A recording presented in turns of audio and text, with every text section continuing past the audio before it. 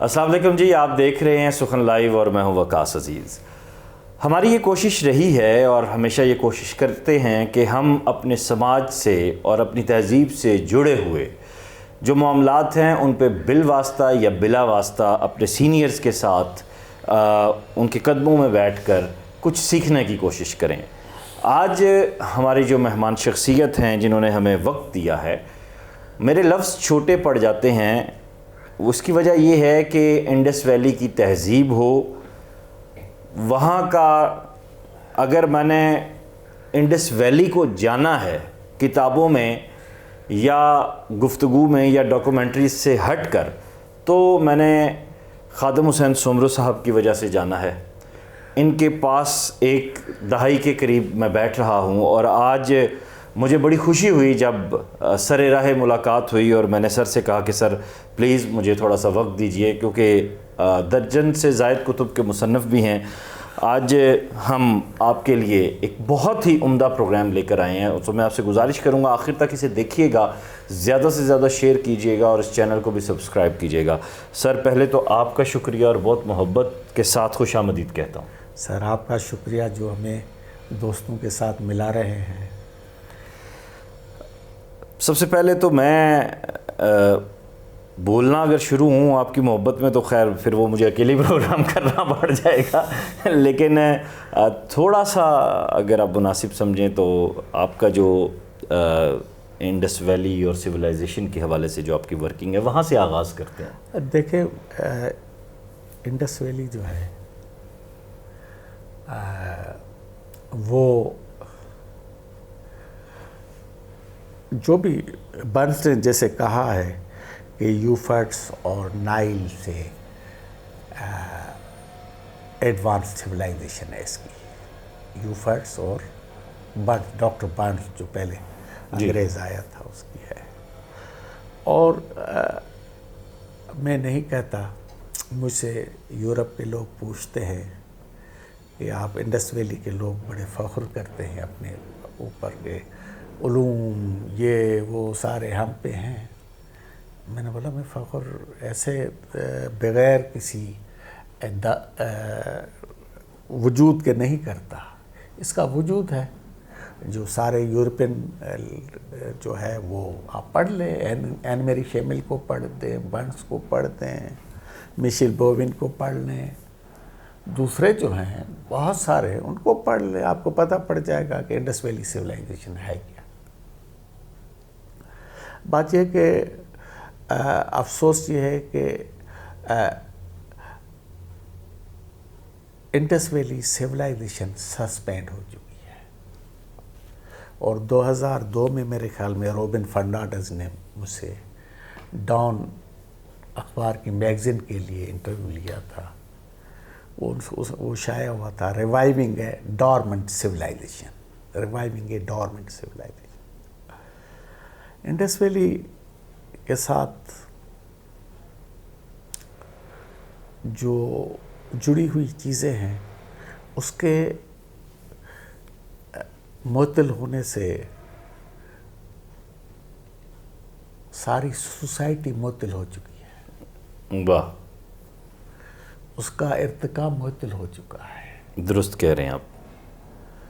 جب چیزوں کا ارتقا معطل ہو جاتا ہے نا، جیسے مثال کے پر پنجاب ہے، پنجاب کی سوسائٹی کا ارتقا معطل ہو چکا ہے، کیونکہ وہ 8000 کی جو پنجابی تہذیب، کیونکہ تہذیبیں زبان کے ساتھ جڑی ہوئی ہیں۔ بالکل درست کہہ رہے ہیں آپ۔ جو پنجابی زبان کا ڈس آن کرنا، قبول نہ کرنا جو ہے، ایسے ہے جیسے 8000 سال کی تہذیب کو ڈس آن کرنا، اس کے لٹریچر کو، اس کی ٹریڈیشنز کو ڈس آن کرنا ہے۔ بالکل درست بات ہے۔ یہ ہمارے ارتقاء میں ساری بڑی رکاوٹ ہے۔ اچھا، یہ بڑی خوبصورت آپ نے بات کی، زبان جو ہے، تہذیب جو ہے وہ زبان کے ساتھ جڑی ہوتی ہے، بالکل درست بات ہے، لیکن ہم دیکھتے ہیں کہ سندھ بالخصوص انڈس ویلی، یا اس کی بات کی جائے تو آج جو لٹریچر لکھا جا رہا ہے سندھی زبان میں، اس کا ترجمہ عالمی سطح پر ہو رہا ہے، عالمی زبانوں میں اسے کنسیڈر کیا جا رہا ہے. پھر آپ کے ہاں بہت بڑی تعداد میں سندھی زبان میں اخبارات بھی نکل رہے ہیں, آپ کے ٹی وی چینلز بھی ہیں ادب, سو وہاں تو ہمیں یہ چیزیں دکھائی دیتی ہیں. لیکن آپ نے جس طرح یہ کہا کہ اس کا اختتام ہو چکا ہے, کیوں, مطلب آپ اس نتیجے پہ کیسے پہنچے؟ دیکھیں میں آپ کو بتاؤں, اس انڈس ویلی کا سب سے بڑا پارٹنر پنجابی ہے. شنگاریا انڈس ریور سے لے کر, ٹھیک ہے, اس کے ایفیکٹس پڑتے ہیں نا, اس کے ایفیکٹس. لیکن اگر تہذیب مضبوط ہو تو وہ ایفیکٹس چھوڑتی ہے, قبول نہیں کرتی. وہ دیکھیں جی, اب میں اس میں تھوڑا سا سیاسی طور پہ آتا ہوں. پنجاب کے لوگ شکست کے بعد 1849 کی شکست کے بعد انگریز سے, انہوں نے انٹرنیشنل ہونا شروع کیا, برٹش کے ساتھ کولیشن کر لیا. صحیح. ظاہر ہے انٹرنیشنل اس کی صورت بنانے کے لیے انہیں اپنی نیشنل صورت کو قربان کرنا پڑتا ہے. تو اسٹیبلشمنٹ یہی کچھ کرتی ہے, اور وہ تو ہر زبان میں, ہر تہذیب میں, ہر جگہ میں ہوتی ہے. ٹھیک ہے, اس کے اثرات سارے ہمارے ارتقا پہ پڑے ہیں.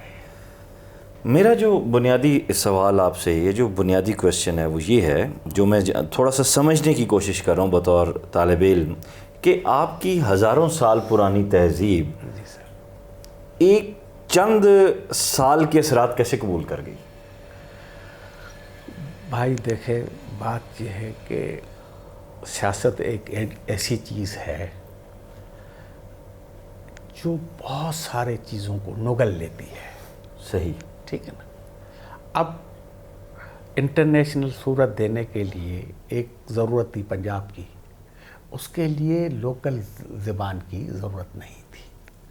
مثال کے طور پر میں لنڈن میں تھا, مرحوم ساتھی لدھیانوی نے مجھے ساؤتھ ہال میں آکاشی ریڈیو پہ انٹرویو لیا. صحیح. میں نے کہا آپ کب سے پنجابی بنے ہو؟ یو آر سندھی, آپ تو سندھی ہیں. تو میرے طرف دیکھیں تو او سائیں تو پنجابی ہیں. میں نے کہا سائیں چھڈو جی, ایک گل کی ہوئی, اور تساں تو سندھی ہو. اس نے کہا کیوں؟ میں نے کہا پنجاب جو لفظ ہے وہ لوکل ہے نہیں, مقامی ہے نہیں. مقامی ہے نہیں. یہ جب پرشنس یہاں آئے اسپیکنگ, جب قبضہ کیا تو پنج اور آپ پرشین لفظ ہے. جی بالکل ٹھیک. ہمارا ہوتا تو پنج ند ہوتا, ٹھیک ہے نا جی, اور سپت سندھو ہوتا. ٹھیک ہے صحیح, سپت سندھو ہوتا. یہ تو ہمیں دیا گیا ہے, you are Sindhi by birth. اور میں نے کہا بات سنو, شاہ لطیف کا رسالے کا جو بیسٹ ترجمہ ہے وہ پنجابی میں ہے, سردار کرتار سنگھ آرش نے کیا ہے. اس کی ریزن یہ ہے کہ الفاظ ایک ہیں. آپ کڑک کو گندم نہیں کہتے, پانی کو پانی نہیں کہتے, چھپر کو چھپر ہی کہتے ہیں, سورما کو سورما کہتے ہیں. تو یہ ساری چیزیں جو ہے وہ ایک ہیں. اس لیے انڈس ریور کی شنکاریوں سے لے کر شنگاریو انڈس ریور سے لے کر تبت سے بھی اوپر لے کر دریائے سندھ تک, انڈس ریور جہاں سمندر میں جا کر پڑتی ہے وہ تہذیب, روحانی, ثقافتی, سماجی طور ایک ہے. وہ کسی بھی صورت میں علیحدہ نہیں ہے. لیکن ظلم یہ ہے, میں نے مثال دی کہ اب سارا پانی جا کر, چاہے فائر ریورس کا ہو, انڈس کا ہو, کہاں پڑتا ہے؟ دریائے سندھ کا, سندھ کے سمندر میں پڑتا ہے. صحیح. لیکن ہم نے کیا کیا, کتنا بڑا جرم بھی ہے اور کتنا بڑا ظلم ہے کہ ہم کہتے ہیں جی عربی سمندر, بابا یہ تو سندھو سمندر ہے. ہم نے انکار کر دیا.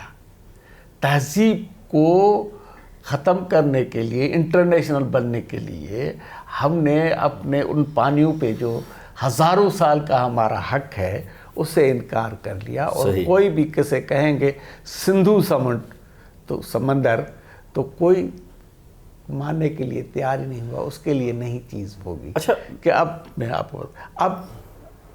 بیچ میں غلف آ جاتا ہے, بھائی عربی سمندر کیسے جمپ دے کے آ گیا؟ बीच में तो गल्फ आ जाता है ना। अब तो अरबी इलाके में अरबी समुद्र हुआ ना, बीच में तो ईरानियों ने कहा भाई खिलेज फारस है, फिर इवन मकरान वालों ने कहा साहिल मकरान है। आप यहाँ जब आते हैं, क्योंकि रजिस्ट सिंधी ज़बान से आया है था ना, तो वो सिंध लफ्ज़ को जो है वो हमें किसी भी तरह वो हमारे लिए काबिल कबूल नहीं है, इसीलिए। सही। अच्छा, इसमें ये कॉलोनियलिज़म का यही शाखसाना है, ये तो तोहफे कॉलोनियलिज़म के जिनकी जानिब आप इशारा कर रहे हैं। जी। आज की अगर हम सिंध की तहज़ीब की बात करें, आज की जो नई नस्ल है, अगर उसके यहाँ जो तहज़ीबी मामलात हम देख रहे हैं तो वो हमें सिंधी टोपी अजरकड़े की सूरत में बस नज़र आता है। उसके अलावा आप क्या समझते हैं कि आज भी तहज़ीब की बुनियाद को मज़ीद मजबूत करने के लिए कोई आपको अपने इर्द गिर्द काम होता दिखाई देता है? मेरे भाई बात सुनो, ये सारी सिर्फ सिंध का मसला नहीं है, ये सारे इंडस वैली का मसला है। बेसिकली बुनियादी तौर पर पंजाबी का मसला है जो समझने के लिए तैयार नहीं है। यानी सारा कसूर पंजाब का है? जो समझने के लिए तैयार अच्छा, नहीं जो समझने है, के लिए, ठीक है। वो इंटरनेशनल पॉलिटिक्स में उसने अपना आधा हिस्सा गंवा दिया। हाँ, now technically they are not Punjabis, ठीक है, क्योंकि पानी आधा आधा हो गया ना। पंजाब तो अब पंजाब नहीं रहा ना, आधा उस तरफ हो गया, आधा इस तरफ। Technically they are not Punjabis, ठीक है, ठीक है ना। अब इतना गंवाने के बाद वो मिसाल को इकबाल केसर ने एक खोज पंजाबी जो है लगाया, जो है कसूर में कहीं इस लगाया। मुझे ख़त लिखा कि ये हम खोज पंजाबी जो है कर रहे हैं, आप आ जाएं। मैंने कहा सर मैं तो अभी आ गया हूँ, अभी मैं लाहौर नहीं आ सकता जो है वो। तो मैंने ख़त लिखा, मैंने बोला बाबा बात सुनो, सिर्फ मुख्तसर में ये कहता हूँ, इस बड़े सगीर का मसला जो सबसे बड़ा है पंजाबी का पंजाबी न होना है। जिस दिन पंजाबी हो गया, सारे मसाइल हल हो जाएंगे। अच्छा, जिस ये तरफ जंगो जदाइल हल हो जाएंगे। अच्छा, जिस तरफ आप इशारा कर रहे हैं, ठीक है, वो एक मुबहम और गैर मुबहम समत है, वो उस तरफ जाना ना जाना एक अलग बात है। लेकिन मेरा सवाल आज के जो नस्ल के साथ जुड़ा हुआ है और वो वहीं पे खड़ा है। ऐसे नहीं है, ऐसे नहीं है। ऐसे होता तो 47 में इतना कत्ल गारत होता जितना पंजाब में हुआ है। सही, जड़ें तहजीब की जुड़ी हुई थी। सही। उसने हिंदू मुस्लिम के बुनियाद पे हमें लड़ने नहीं दिया। सही, ठीक है सर। यहाँ जड़ें खोखली हो गई थी। हाँ, दुरुस्त बात है।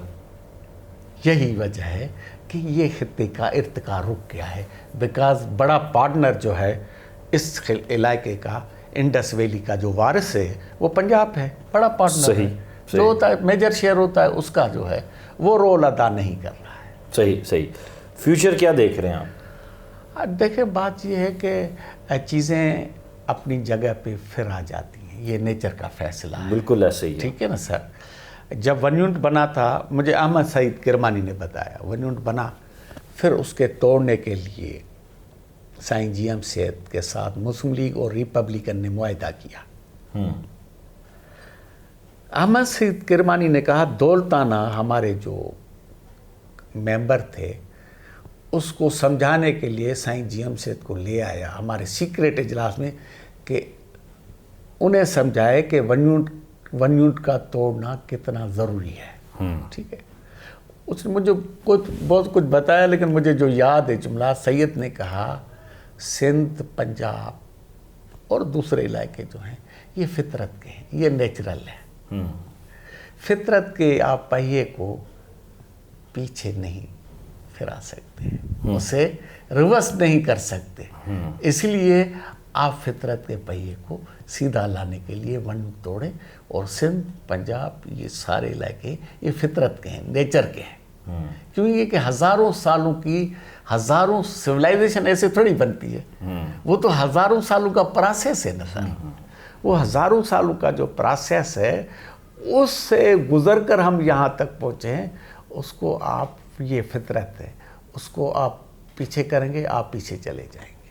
صحیح. اس لیے ہمیں ترقی کرنی ہے, ہمیں امن سے رہنا ہے, پیار سے رہنا ہے.